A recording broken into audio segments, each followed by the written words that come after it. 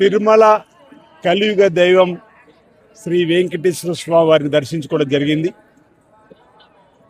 తెలంగాణలో శ్రీ రేవంత్ రెడ్డి గారి నాయకత్వంలో పరిపాలన బ్రహ్మాండంగా సాగాలని, సంక్షేమం అభివృద్ధి నిరాటంకంగా ఎలాంటి ఆటంకం రాకుండా జరగాలని చెప్పని, లోక కళ్యాణం జరగాలని చెప్పని స్వామివారిని వేడుకోవడం జరిగింది. ప్రధానంగా తెలంగాణలో దక్షిణ కాశీగా పేరుగాంచిన వేములవాడ శ్రీ రాజరాజేశ్వర సన్నిధిలో ఆలయ విస్తీర్ణ అభివృద్ధి పనులు జరుగుతూ ఉన్నాయి.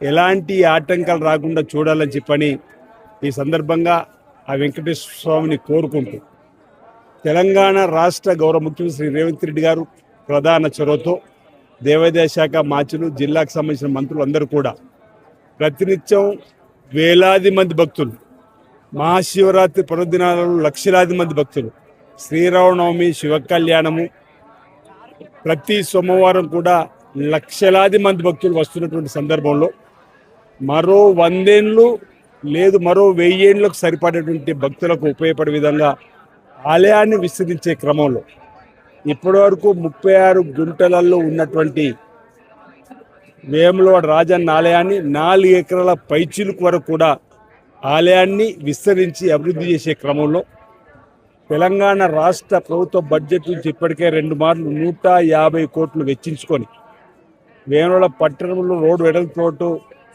రాజన్న ఆలయాన్ని విస్తరించే క్రమంలో తిరుమల తిరుపతి దేవస్థానంలో కూడినటువంటి భక్తుల సౌకర్యాలను ఇప్పటికే పలు రాష్ట్రాల్లో ఉన్నటువంటి పలు దేవాలయాలను సందర్శించి అన్నదానానికి సంబంధించినటువంటి క్యూ లైన్లకు సంబంధించినటువంటి వసతికి సంబంధించినటువంటి కార్యక్రమాలను తెలంగాణ రాష్ట్ర ప్రభుత్వ పక్షాన వేములవాడ దేవాలయ అధికారులు అందరూ కూడా పరిశీలించడం జరిగింది.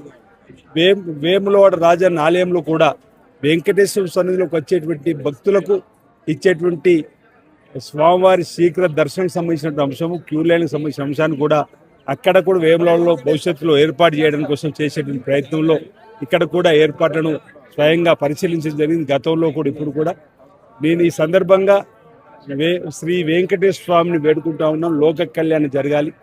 మా వేములవాడ రాజన్న ఆలయ అభివృద్ధి విస్తీర్ణ పనులు ఎలాంటి ఆటంకం రాకుండా జరగాలని, అక్కడ కూడా జరపబోయేటువంటి వచ్చేటువంటి భక్తులకు చక్కటి ఆశీస్సులు అన్ని విధంగా మేము చేసేటువంటి ఏర్పాట్లు నిర్విఘ్నంగా కొనసాగాలని చెప్పి సందర్భంగా కోరుకుంటూ తెలంగాణ రాష్ట్ర ప్రభుత్వం చేపట్టేటువంటి ప్రతి కార్యక్రమం ఓవైపు సంక్షేమం, మరోవైపు అభివృద్ధి గవర్నమెంట్ రేవంత్ రెడ్డి నాయకత్వంలో ప్రజలకి అందరికీ అందేలా ఎలాంటి ఆటంకం రాకుండా చూడుతానని సందర్భంగా వేడుకుంటున్నాను.